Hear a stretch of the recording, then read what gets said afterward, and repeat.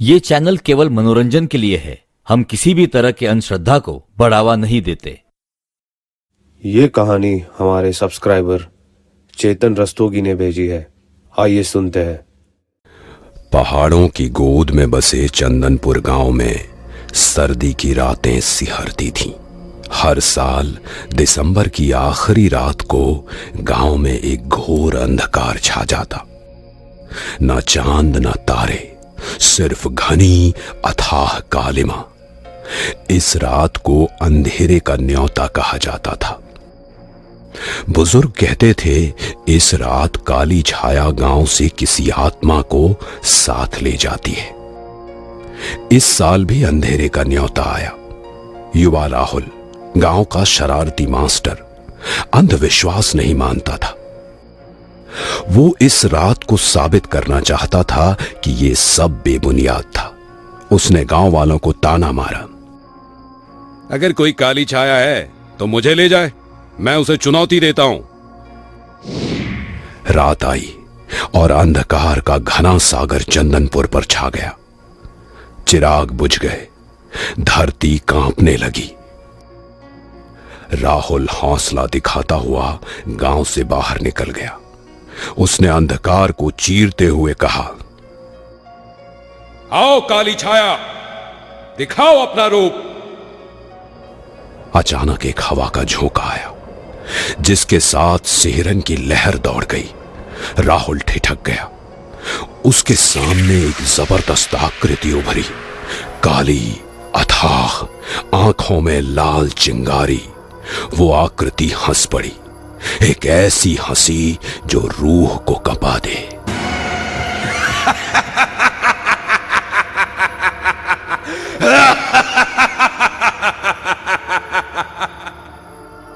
आ गया ना राहुल?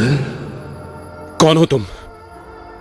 मैं अंधकार हूं, आत्माओं का संग्रह करता, और तू मेरा अगला शिकार। राहुल पीछे हटने लगा, लेकिन पैर जमीन में जड़ हो गए। आकृति धीरे धीरे उसकी ओर बढ़ी। उसकी ठंडी हवा उसकी रूह को जला रही थी। राहुल चिल्लाया, कृपा करो, मुझे छोड़ दो। आकृति रुक गई। उसने राहुल की ओर देखा और हंस पड़ी।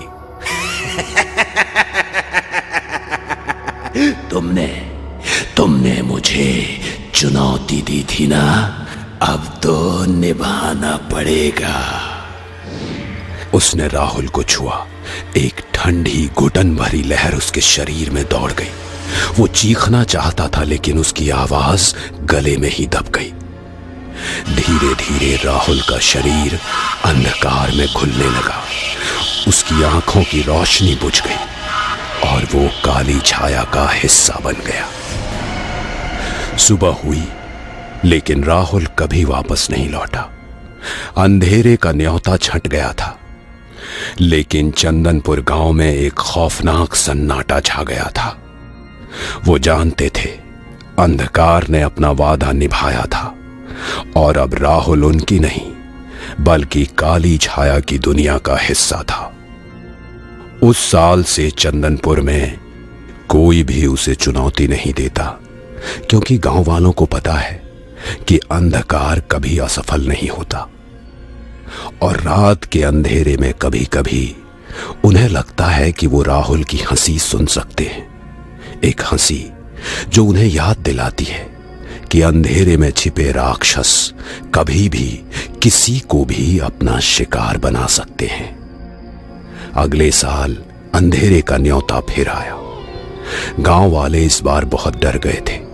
वो जानते थे कि राहुल की आत्मा अब अंधकार की दुनिया में है, और वो किसी भी समय किसी और को अपना शिकार बना सकती है। इस साल गांव वालों ने एक योजना बनाई। उन्होंने एक युवा लड़के रवि को चुनौती देने के लिए कहा। रवि एक साहसी और निडर लड़का था, लेकिन वो अंधकार के बारे में जानते थे। वो जानते थे कि वो भी राहुल की तरह हो सकता है। रवि ने गांव वालों के अनुरोध को स्वीकार कर लिया। उसने सोचा कि अगर वो अंधकार को हरा सकता है तो वो राहुल को बचा सकता है।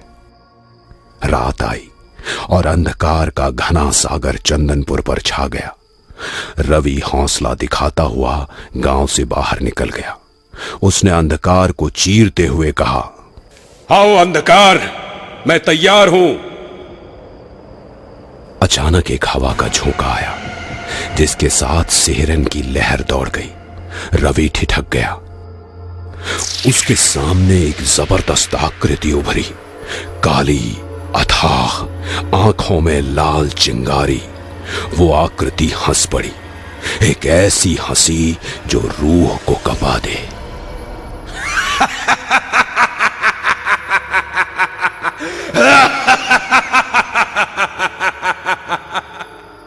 आ गया ना रवि? मैं जानता हूं कि तुम राहुल की आत्मा हो।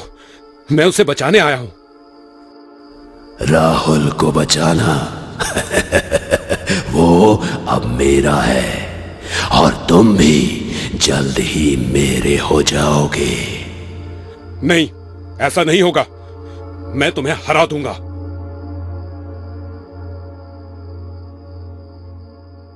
उसने अपना हाथ आगे बढ़ाया और आकृति को छुआ। एक ठंडी घुटन भरी लहर उसके शरीर में दौड़ गई। वो चीखना चाहता था, लेकिन उसकी आवाज गले में ही दब गई। रवि ने अपनी आंखें बंद कर लीं और अपने भीतर छिपी शक्ति को महसूस करने की कोशिश की। उसने अपनी आत्मा को मजबूत किया और अंधकार का सामना करने के लिए तैयार किया। रवि ने अपनी आंखें खोली और आकृति की ओर देखा। उसने अपनी आवाज में दृढ़ता भरी, मैं तुम्हें हरा दूंगा। तुमने बहुत कोशिश की रवि, लेकिन तुम मेरे लिए बहुत कमजोर हो। उसने रवि को अपनी ओर खींचा और उसके शरीर में घुसने लगा। रवि दर्द से कराह उठा।